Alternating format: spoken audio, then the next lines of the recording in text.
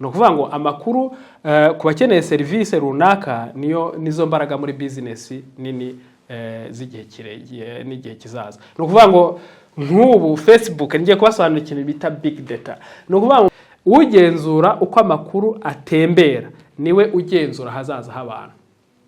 Ibyo bintu ushobora kutabyumva kakanya ariko niko kuri guhari. Akamaro k'amakuru mu bice bitandukanye mwishoramari. Bivuze ngo umuntu ufite amakuru ahagije kuri wowe abakurusha ibintu byinshi. Ihame Harare ashyira imbere nuko amakuru aguha imbaraga n'iterambere. Ibi turagenda tubibona muri detail. Mu mateka abantu n'ukwiga kuyasesengura kuko amakuru yabaye menshi. Tekereza reba nk'abantu babaye abakomisiyoneri bacuruza nk'ibibanza cyangwa se ushaka gutura ahantu niki. Ntushaka amakuru yizewe wamara kubaka nyirayo hagahita kubwira atariko cyangwa se watangira kujya kubaka atariko icyo kibanza ntago.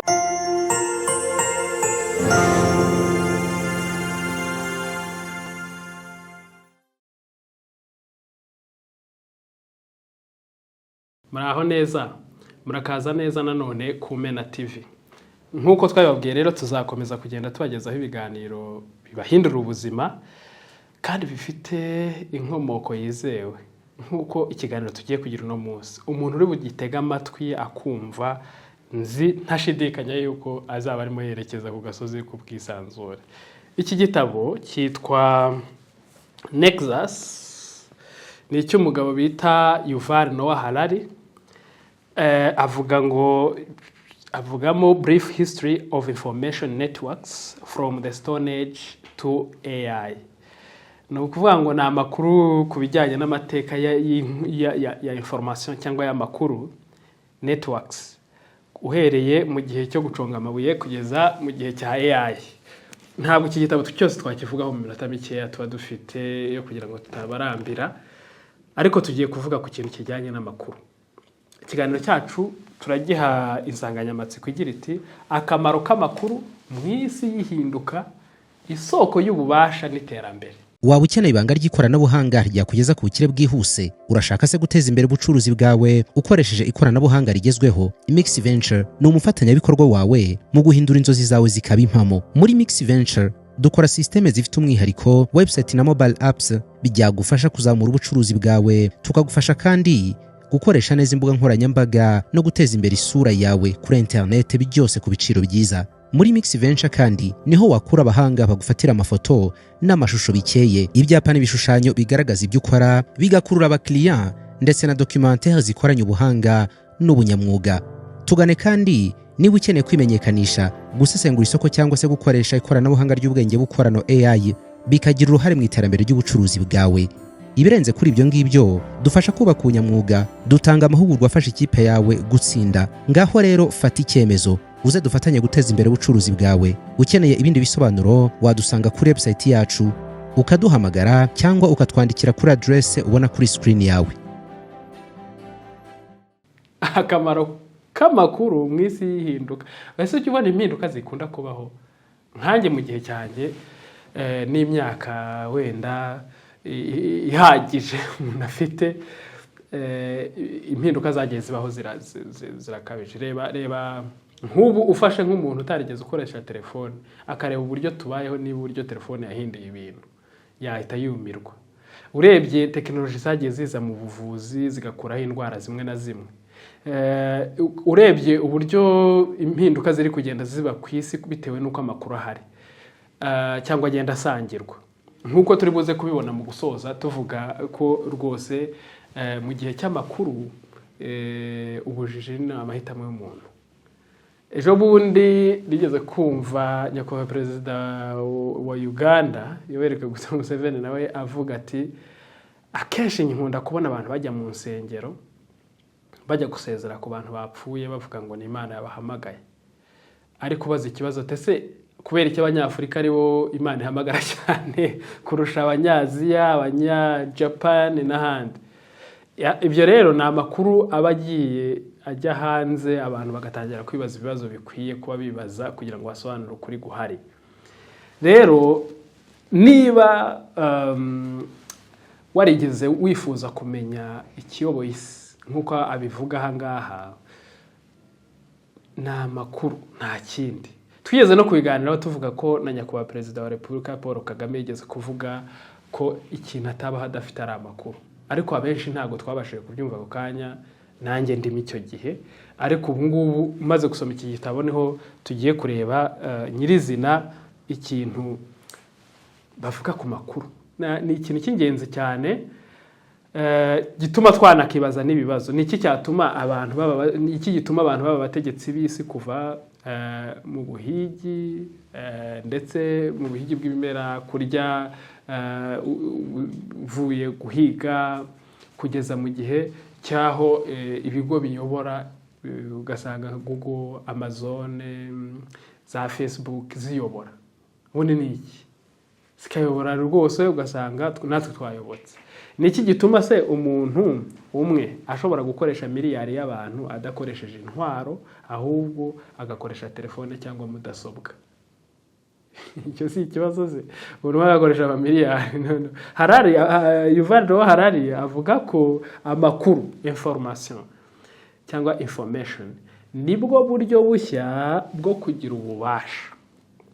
Bivuze ngo umuntu ufite amakuru ahagije kuri wowe abakurusha ibintu byinshi.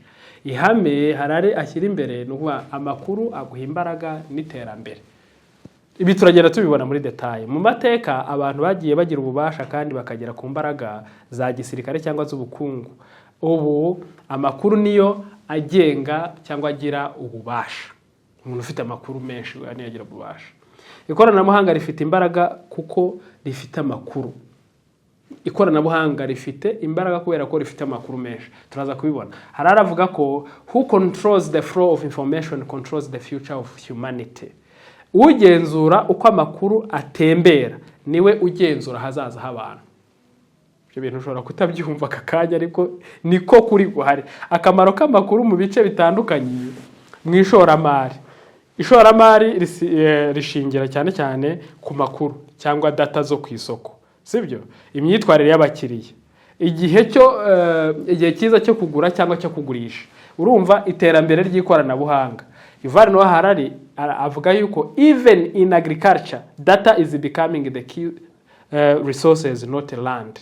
No mu buhinzi amakuru ntabwo niyo afite agaciro kurusha n'ubutaka. Umuntu ashobora guhinga kuri hegitari imwe, undi agahinga kuri hegitari 10, ariko wakoresheje amakuru agakora icyo bita precision agriculture yifashishije technology, akeza ibyikubye inshuro 10 kuri hegitari imwe, undi yejeje kuri hegitari 5. Imvune ntizingana, igihe kirangana, ariko n'imbuto ntizingana. Wa wundi yashoyemo bikeya akuramo byinshi kubera amakuru yifashishije. Ubundi turi mu isi ya big data nkuko turi buze kugenda tubibona. No mu buhinzi rero amakuru niyo mutungo ukomeye cyane kurusha ubutaka. No kuvuga ngo umuntu amaze kumenya amakuru y'igihe imvura izagwira, akamenya amakuru y'igihe azavomerera, akwiye kuzateganya kuvomerera, akaba nta makuru afite, akajya guhinga kubera tombora y'ibihe, akaba yakeza. Ariko ufite amakuru we ashobora kuvuga ati isezo ndasabwa iki n'iki kugira ngo nzabashe kweza ibi n'ibi, kuko yashingiye ku makuru. None ikindi mu gufata ibyemezo. Mu bihe byashize abantu bafataga ibyemezo cyane cyane bashingiye ku marangamutima cyangwa ku migenzo. Ukajya kumva ngo umuntu yagiye kuraguza kugira ngo abashe gushaka umugore. Akavuga ati yewe mu ndebere uriya mugore tuzabyara ntituzabyara.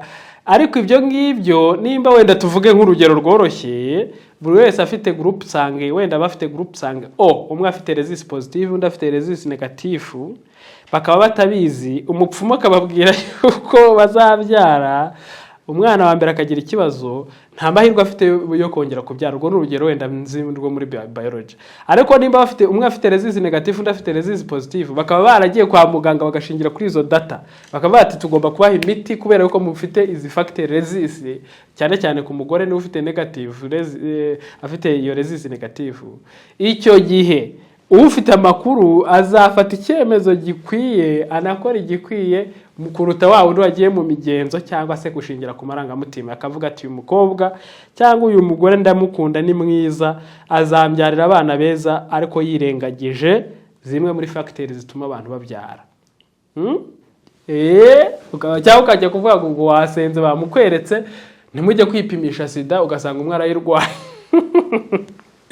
Mumbabarire ntabwo ndi guseka ndi kuvuga ibya Yuval Noah Harari, niko kuri guhari. Kandi ikindi kintu muraza kubona n'impamvu twebwe twahisemo kuzatubabwira ukuri. Ubu gufata icyemezo gishingiye ku makuru meza nicyo cyiza kuruta kujya gufata icyemezo gishingiye ku data driven decision making is not an option, it's the only way forward. Kwifashisha amakuru mu byemezo si ubushake, nibwo buryo bwonyine bwo gutera imbere.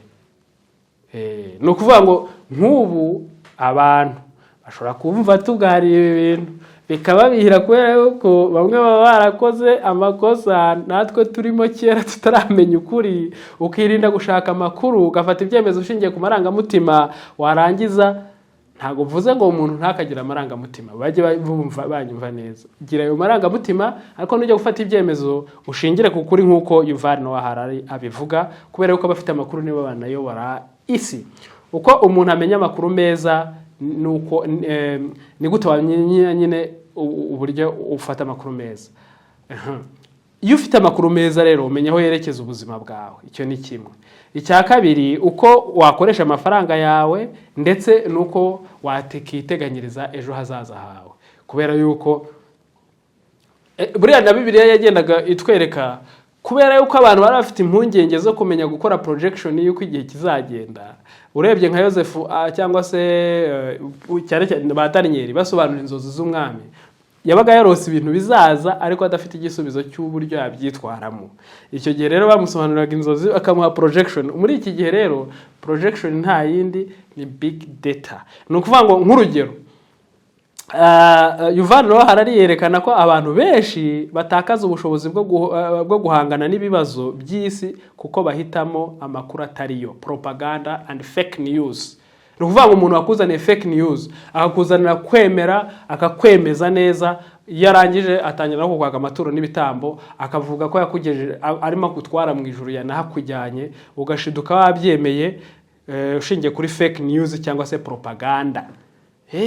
Na politike bashyiraho aba propaganda kugira ngo iyo network ibashe guhuza abantu, nibarangiza bafate ibyemezo bashingiye ku makuru atariyo. Hitamo amakuru ya nyayo, guhitamo amakuru ya nyayo n'ubuhanga kuruta no kwiga amakuru ya nyayo. Nk'urugero, umuntu uhitamo gukurikirana ibiganiro byacu, ndababwiza ukuri ntago ndukwikina, kuko nk'iki gitabo Yuval Noah Harari ushatse wamwumva, umuntu wize Harvard ni umuyahudi wanditse n'ibitabo by'isi, n'ikindi yanditse yitwa Homo sapiens n'iki cya Nexus nyine, ariko mu bitabo byagiye bikundwa ku isi kandi bigaragaza ukuri cyane ni iki gitabo kirimo. Niho avugira yuko abantu benshi birengagiza amakuru bagafata ibyemezo badashingiye ku makuru, birangira cyangwa bakagendera ku mapropaganda y'abandi, birangira rero ubuzima bugiye bubagora. Noneho icyakane mu guhanga udushya, Harari avuga ko iterambere si ukubona igishoro gusa, ahubwo ni no kubona amakuru y'icyo abantu bakeneye n'icyo ushobora guhanga.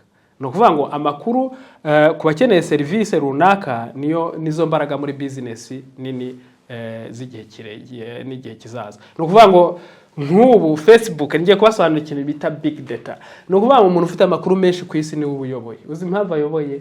Nk'ubu search engine imeze neza ni Google. Umuntu wese abashaka ko aba ranked ubwa mbere kuri Google. Kubera icyo ranked bwa mbere kuri Google, nuko Google ifite amakuru yuko ukora ibyo bintu kandi ukashobora kuba ubikora neza. Hakazaho za Google review, abantu batanze review ku bintu ukora, hakazaho za service utanga, hakazaho za testimonials, za location. Ayo makuru yose bafite niyo atuma iba search engine imeze neza. Bana investing amabiliyoni n'amabiliyoni kugira babashe gukipinga izo data, kandi bakaguha availability y'ubuntu yo kugira ngo ubashe gushyiramo izo data maze babashe kukurankinga neza. Nurangiza rero kugira ngo ubwo ibashe kukurankinga neza, izagusaba ngo ujye wamamaza utange udufaranga duke kugira ngo nihagira umuntu uza gushaka amakuru yacu, wowe dufata amakuru yawe tuyashyira imbere y'abandi kubera yuko watwishyuye. Wabyumvise? Gukabira iragize gute? Iragufasha. Si Google gusa rero, na Facebook niko bimeze, na LinkedIn niko bimeze, bitewe na target audience yawe ari ama social media platforms uyamamazaho, barangiza bakagusangiza amakuru. Urabibuka ujya gufungura amakonti menshi bakubaza igihe wavukiye, bakakubaza aho utuye uri kumva, bakakubaza telefone ukoresha, bakakubaza ibyo ukunda, iyo bakunda urabisubiza, barangiza bajya kukwamamazaho rero bakamamaza ku muntu bazi. Ni nka bya bindi bya precision agriculture, kujya guhinga waramaze kumenya ibihe uko bizaba bimeze, ukajya guhinga ubutaka kibweramo, ukajya guhinga uzifumbire ihakora n'imbuto ihera.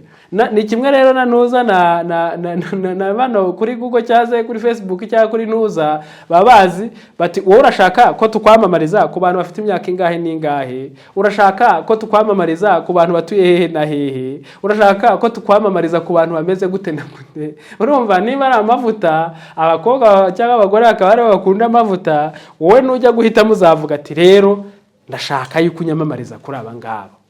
Urukumva nimba ari abavuta atuma abantu batukura, ntago wajya kuyamamaza mu bazungu. Abazungu se bari abakeneye gutukura. Urumva rero amakuru bafite niyo abaho ububasha bwo kubona amafaranga. Ikindi rero urebye urugero nka Facebook, Google, Amazon ifite ibicuruzwa byinshi ikanagira na ba nyirabyo babicuruza. Rero ikabishyira kuri ya platform yawe, wajya wowe gushaka igicuruzwa kimwe ugomba kujyayo hariya kubera yuko ariho harunze ibyo bicuruzwa, ukabasha nayo makuru bafite. Niwo mutungo rero ugezweho, ni nawo mutungo wa nyawo. Ariko si nibyo gusa, tugenda tunabirebera no mu bakomisiyoneri wenda mu byo tuzi hano, kuko ibingibi bya big data wenda nta nubwo turanabimenyera cyane. Ariko reka nkwereke nk'urugero data CRB ni muyizi. Umuntu akagenda agafata ideni yarangiza akabarika tabugira muri system ya CRB kugira ngo utazabijya muri banki ugasaba ideni hano ukongera ugasaba n'irindi hariya. Iyo system iyo ugiyeyo barakubwira ngo genda niyo certificate kugira ngo bakwemerere yuko nta deni ufite ahandi. Wabyumvise? Ubwo rero amakuru adahari bashobora kuguha amadeni menshi ukazaba bihemu ukambura banki nyinshi. Amakuru rero ayafasha banki gufata ibyemezo no kuguha inguzanyo mu buryo bukwiye. Ibyago byo kutagira amakuru rero, icyambere harari yerekana ko abantu batagira amakuru bacibwa intege n'ibihuha. Ugasanga kuba udafite amakuru ntushaka gutangira business, bakakubwira ati washatse uburyo wazajya ubona passive income. Hari umuntu wadusabye ko tuzamukorera ikiganiro cya active income na passive income, ni benshi bamaze no kubisaba. Passive income mu magambo makeya tuzakoraho ikiganiro. Ni amafaranga, ni ibintu bigufasha kwinjiza amafaranga utavunitse cyangwa se bitagusabye gukora. Urugero, ufite imigabane, Facebook yamaze kubaka ayo makuru irayafite n'iri gucuruza kubera yamaze kuyabona, Amazon nuko, Google nuko, n'ibindi bigo bikomeye cyane, TikTok n'ibindi. Ni ukuvuga ngo rero icyo gihe bo bageneratinga passive income cyangwa se active income. Rero abagenerating active income ni abakora muri ibyo bigo kugira ngo bikomeze bikore neza, ariko abafitemo imigabane batabikoramo kandi binjiza amafaranga n'agatubutse, bobo ni passive income. Cyangwa se ukaba ufite inzu wubatse ukodesha ugakuramo amafaranga menshi ya buri kwezi bitagusabye ko wongera kubaka indi nzu kuko wayubatse kandi kabiri. Ariko active income ni amafaranga bigusaba kugenda ukicara ugakora kugira ngo ubashe kuyahembwa. Tuzakoramo ikiganiro. Noneho ibindi byago, bashorwa mu byemezo bibi. Umuntu udafite amakuru ashorwa mu byemezo bibi cyane.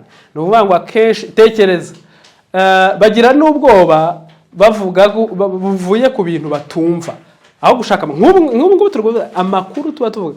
Ni ukuvuga ngo nukumenya icyo ukeneye mu gihe ugize icyo ugiye gukora. Mu bucuruzi no mu buzima busanzwe, umuntu utagira amakuru meza ni nk'utwaye imodoka mu kizima, ahantu utekereza nijoro ugatwara imodoka nta matara ifite, ubwo uzashiduka wayijyanye mu ishyamba cyangwa mu manga. Inama hararera atanga, hari inama 3 z'ingenzi batanga mu gihe cyo kugira gute, cyo kubona no gusesengura amakuru. Kuyamenya, hitamo amasoko y'amakuru yizewe. Nk'ubu hano ku Mena TV tubaha amakuru afite reference wajya no kwishakira n'ahandi hantu kandi ukabasha kuyabona. ariko hari undi muntu uguha ibihuha ukabyitiranya n'amakuru ukabishingiraho ugashiduka waguye mu rwobo. Shishoza aho ukura amakuru n'ahaturuka. Hari igihe propaganda yabije kugira ngo ikumvishe ibintu runaka maze ubahe ibyo wari ufite ariko uzashiduke wahombye. Tekereza nko kukubwira ngo zana 5,000 byawe tubitubure bizabe 20, ugashiduka wabuze 5 watantunarye ukavuga ngo ariko wayahaye Imana. Ayo makuru na propaganda ubwo namwe murabyumva. Ikindi cya gatatu ni ukwiga kuyasesengura kuko amakuru yabaye menshi. Tekereza reba nk'abantu babaye abakomisiyoneri bacuruza nk'ibibanza cyangwa se ushaka gutura ahantu n'iki, ntushaka amakuru yizewe, wamara kubaka nyirayo hagahita akubwira ati ariko burya wakiguze n'umuntu utari nyiracyo kubera kudashaka amakuru yizewe. Shyira ku munzane amakuru yinjiza. Ni ukuvuga ngo mu ishoramari kwiga kubyaza amakuru ishora mu ishoramari. Mu ishoramari fata ibyemezo bishingiye ku makuru meza. Nk'urugero ari umukunzi wacu wadukurikiranye mu kiganiro twakoze nanone cyavugana nanone ku makuru, tuvugamo urugero rwo kugura wenda ikibanza. Noneho urabona hari igihe ujya kugura ikibanza kubera abantu bakuri mu matwi bakubwira ati nutinda urasanga gitwawe n'undi muntu ugiye kunguka amafaranga y'ikirenga. Ibyo ni bya bihuha bagakubitamo igihuha fresh kikaza kikagufata ugashiduka waguza ahantu hadashoboka. Ariko ushobora kuvuga ati hold on, ubundi ko hari abasaveya wenda wagenda agashaka umusaveya nkamwishyura 25,000 kandi ngiye gushora miliyoni 10 na zingahe, akandebera ibiteganyijwe nk'umuntu bizi, cyangwa se nkabaza n'umunyamategeko tukagenda tukanagura duhita dukora mitation. Ibyo ukanga kwishyura 25,000 ukizera igihuha bagukubise ukagura ahantu hari rompwe. Nk'urundi rugero hari nk'iyo bita Geopoto bashyiraho amakuru hajyaho amakuru ajyanye na administrative boundaries, amarodi ndetse n'ahandi hagenewe ibikorwa infrastructure zose. Ushobora kugenda ugasura ukaba wafata umuntu wize ibya land survey cyangwa se uzi ibintu byanuza agakuramo data akakwereka ahantu hagenewe iki, ahantu hagenewe iki. Ibyo ngibyo ni site turi buze kubataginga mukabasha no kuyireba. Ni ukuvuga ngo rero kwiga ku makuru no gufata ibyemezo ushingiye ku makuru meza ni ingenzi cyane. Mu mibereho yawe shyira amakuru meza mu bikorwa. Amakuru meza mu bikorwa ni nk'aya tuba turimo tubabwira. Harari avuga ko the most important skills of the 21st century is learning to separate reliable information from irrelevant noise. Irrelevant noise zo ziba zarabaye nyinshi. Ubumenyi bukenewe cyane mu kinyejana cya 21 ni ukumenya gutandukanya amakuru y'ukuri n'amakuru y'amafuti. Ubwo bumenyi rero mbabwije ukuri pe. Tubabwira aya makuru abahenze cyane kuko n'iki gitabo nacyo ubwacyo no kukigura nabyo birahenze, ariko no gufata umwanya wo kugisoma ni sacrifice. Ariko tuba dushaka kwimena zidukurikirana tubibibanga abandi bataramenya maze mukaribyaza umusaruro. Mu gusoza rero amafaranga, imishinga, ubukire, iterambere byose bishingira ku makuru. Ni ukuvuga ngo waguze ikibanza akakigurisha miliyoni, twegeze kuba hano urugero natwe ubwacu twarahombye bishoboka. Niyo mpamvu uvuga ati ubu bumenyi ntabo byajemo umusaruro ngo mbibwire undi muntu. Ubwo se umuntu agufashije wari ugiye kwishyura miliyoni 20 cyangwa se 12 akishyura 25,000 cyangwa 30 by'umurande save akakugira inama cyangwa se ukamenya amakuru yizewe aho guhomba. Ubwo urumva ubundi wabona mwishyura ngahe? Niba udafite amakuru wihora ucunga amafaranga, wowe ubwawe uracungwa n'amakuru abandi bafite. Wabyumvise udafite amakuru ni mwe tujya tubabwira nyine. In the age of information, ignorance is a choice. No kuvuga ngo mu gihe cy'amakuru, muri iki gihe turimo ni cy'amakuru kabisa. Ni technology ishingiye ku makuru na ziriya AI kugira ngo zibashe kujya n'amakuru n'umubare w'ibitabo bihari yabashije gusoma ibya fiction, ibya instruction, ibya science. Uko igira ibitabo byinshi asomye byanditswe n'abahanga ni kugira ubumenyi bwinshi. Nta makuru rero mu gihe cy'amakuru rero ubujije ni amahitamo y'umuntu. mu gihe cy'amakuru kutagira amakuru cyangwa se ni ubushake bw'umuntu muri makeya. Tangira none rero kwitoza kubona amakuru meza, kuyasesengura no kuyabyaza umusaruro mu buzima bwawe bwite, mu ishoramari, mu muryango wawe. Amakuru meza ni ingabo yawe.